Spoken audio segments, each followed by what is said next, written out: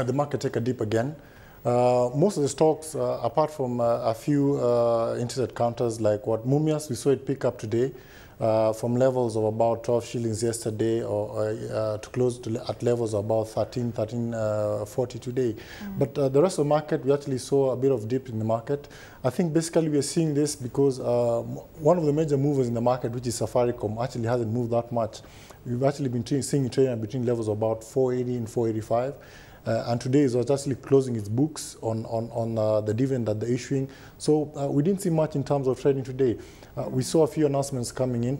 Total Kenya, very impressive results coming in. Profits up by over 700%. But we didn't see much in terms of reaction in the market. Well, just touching on the likes of turnover, because yesterday we saw it dropping around 32% to around $2.5 million. Local investors accounting for 70% of the trade. So we're starting to see foreign investors sitting on the sidelines. It's quite interesting to note that we are starting to see downward pressure. I mentioned a very key technical level for the NSE 20, which is around 4,482 points. Where to from here? Do you think it's just a bit of a breather for the NSE 20, given the fact that we've seen such incredible gains so far this year? Yeah, I think it's more of a breather. Some of the stocks, I think, are correcting themselves. We've actually seen more profit taking in the past week. Investors who had come in the past week or so, we actually seen them taking profits in this particular week. But yet again, we've seen a lot of retail players in the market, local retail players in the market. And you know, a lot of retail players are mostly speculative traders in the market. So that's why you're seeing a lot of upward and downward pressure coming in from the market. We're seeing a few foreign players coming in, particularly in counters like Equity Bank, Scan Group. In fact, today we saw Scan Group hit a high of about 55. We saw a bit of the demand coming in also for a bit of KCB. So foreign players actually coming to the market slowly. I think what they were looking at in the past week was that these counters actually driven more on speculative or retail purposes. But most of these counters are actually stable. So there's actually room for more growth for these particular counters. So definitely we may see slight price picks in the coming week. Let's just touch quickly on Safaricom. We saw the counter closing at around 480 yesterday. And we have, of course, seen a lot of downward pressure for Safaricom over the last while. We were hoping to see this counter increasing down the line. You were talking about a dividend payout. We know competition is also getting rife. Do you think that it's starting to be on shaky ground, or do you think that perhaps it's an opportunity to head into the stock? What we've actually seen after Zain and other players actually reduced their call tariffs is that we've seen Safaricom actually has been revalued by some of the research companies around have actually devalued the company down to levels of about 480, 485 at its fair value.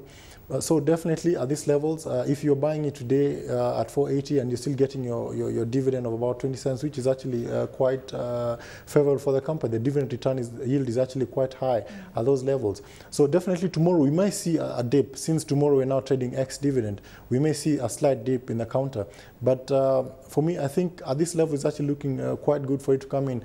Definitely Safaricom, they had the AGM today. Michael Joseph was very optimistic from the company, looking at growth that's coming in only from not only from the calls that are being made, but the data money they're going to make.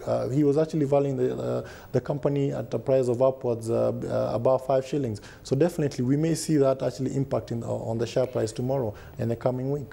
Touching on Total Kenya, a company that saw a massive surge in pre-tax profit, in fact up 772%, and of course they're talking about better product flow. They also had a buyout of Chevron Kenya, so good prospects for this company. Do you think that this company can see even better numbers from here onwards, because we know it is coming from a low base?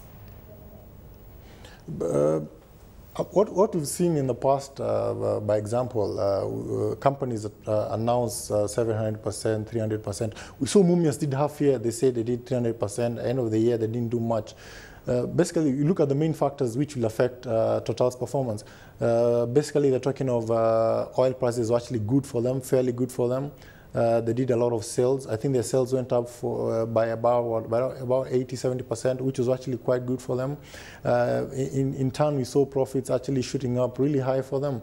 Let's hope that the half of the year remains favorable for them. Exchange rates basically have been stable for us for the couple of years, and also that has been favorable for them, since if they're converting most of their earnings from USDs to Kenyan shillings for the export market. So that has been fair for them. So towards the second half of the year, we've actually seen a cautious approach. Even though they announced favorable results, yesterday we saw it trading at levels of about 29.50, 30. Today we've actually seen it trading at levels of about 30, 30.50, which wasn't a sudden jump in share price. So the investors are a bit cautious on the way forward for this particular stock. There's so many factors that come into play for the oil industry. So we may, if the oil prices are favorable for them, are stable, we may see them still making more money. And yet again, you know, we've had a shortage of oil in our country the past week or so. We've had pump prices go up. So definitely they're actually making money off it at the moment.